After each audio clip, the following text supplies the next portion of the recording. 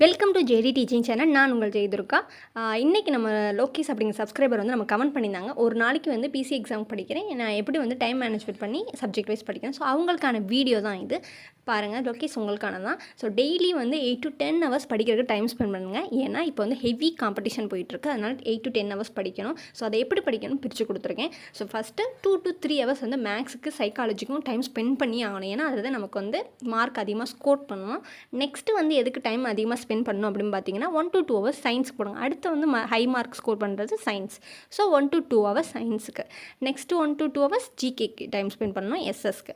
அடுத்தது 1 to 2 hours வந்து Tamil English book back மட்டும் யூஸ் பண்ணணும். ஸோ அட்லீஸ்ட் 8 to 10 ஹவர்ஸ் வந்து ஒரு நாளைக்கு படிக்க பாருங்கள். அதுக்கப்புறம் இதை எப்படி படிக்கணும் அப்படின்னு பார்த்தீங்கன்னா, நான் வந்து எப்பயும் காலையில் சீக்கிரம் இருப்பேன். ஏன்னா அப்போ தான் மைண்ட் ஃப்ரெஷ்ஷாக இருக்கணும். நீங்கள் எப்படின்னா அதுக்கேற்ற மாதிரி மாற்றிக்கோங்க. ஸோ வந்து ஃப்ரெஷ் மைண்டாக ஸ்டார்ட் பண்ணுறோமா, ஏர்லி மார்னிங் ஸ்டார்ட் பண்ணால் ஒரு 1/2 hour ஈஸியான ஒரு சப்ஜெக்ட் எடுத்து படிக்கணும். அப்போ தான் வந்து நமக்கு பிடிச்ச சப்ஜெக்ட் படிக்கல கட நிறையா படிப்போம். ஸோ வந்து நமக்கு வந்து ஒரு ஆர்வம் வரும். ஸோ அடுத்து வந்து நெக்ஸ்ட்டு ஸ்டார்ட் பண்ணுவேன் கஷ்டமான சப்ஜெக்டை இஷ்டப்பட்டு படிப்பேன். ஸோ அந்த மாதிரி படிங்க.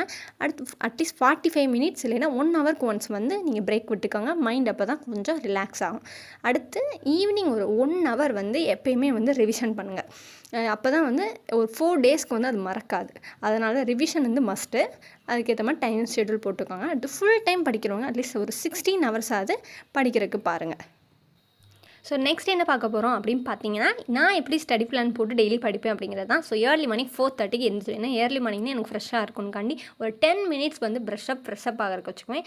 அடுத்தது வந்து ஒரு 10 minutes என்ன பண்ணுவேன்னா, ஒரு ஸ்மால் ப்ரீத்திங் எக்ஸசைஸ்லாம் பண்ணுவேன். ஸோ அப்போ தான் வந்து மைண்ட் இன்னும் ரிலாக்ஸாக இருக்கும் அப்படிங்கிறக்காண்டி. ஸோ நைட்டு வந்து அதிகமாக படிக்க மாட்டேன், ரீட் பண்ணி மட்டும் வச்சுக்குவேன். அதை வந்து காலையில் அதுவும் கஷ்டமானது தான் ஃபஸ்ட்டு எடுத்து படிப்பேன்.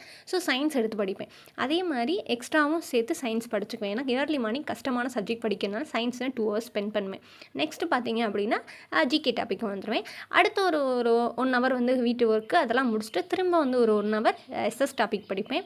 பாலிட்டி ஒரு எக்ஸாம்பிளுக்கு வச்சுருக்கேன். அது மாதிரி தான் அடுத்து ஒரு 1 hour வந்து வேறு டாபிக் படிப்பேன் ஜிகேயில். நெக்ஸ்ட்டு வந்து லஞ்ச் முடிச்சுட்டு எப்போயுமே வந்து மதிய நேரம் வந்து தூக்கம் வரும். ஸோ அதனால் என்ன பண்ணுவேன்னா, எப்போயுமே வந்து ஆஃப்டர்நூன் தான் மேக்ஸ் பார்ப்பேன். ஒரு 3 hours கண்டிப்பாக டெய்லி டைம் ஸ்பெண்ட் பண்ணிடுவேன் மேக்ஸுக்கும் சைக்காலஜிக்கும். அடுத்து ஒரு பிரேக் விட்டுட்டு நெக்ஸ்ட் என்ன பண்ணுவேன்னா ரிவிஷன் பண்ணுவேன். எப்போயுமே வந்து 2 hours மேலே நான் ரிவிஷனுக்கு எடுத்துக்குவேன். ஏன்னா எவ்வளோக்கு எவ்வளோ ரிவிஷன் பண்ணுறோமோ அப்போ தான் வந்து நம்ம மைண்டில் வந்து அப்படியே நிற்கும். அதுக்காண்டி நெக்ஸ்ட்டு 6:30 to 8:30 வந்து ரீட் பண்ணுவேன் டாபிக். ஸோ இந்த மாதிரி தான் நான் என்ன பண்ணுவேன்னா, நைட் டைம் வந்து ரீட் பண்ண தான் செய்வேன். ஏன்னா என்னால் படிக்க முடியாது. இல்லாட்டினா மேக்ஸ் போடுவேன். ஏன்னா நைட் நேரம் தூக்கம் வரவங்க அதிகபட்சம் மேக்ஸ் பாருங்கள். ஸோ இப்படி படிங்க, ஷெட்யூல் போட்டு படிக்க ஸ்டார்ட் பண்ணுங்கள். ஸோ இந்த வீடியோ பிடிச்சிருந்தா லைக் பண்ணுங்கள், சப்ஸ்கிரைப் பண்ணுங்கள். ஸோ அடுத்து என்ன வீடியோ வேணும்னு சொல்லுங்கள், கண்டிப்பாக நான் வீடியோ போடுறேன். கமெண்ட் பண்ணுங்கள். தேங்க்யூ.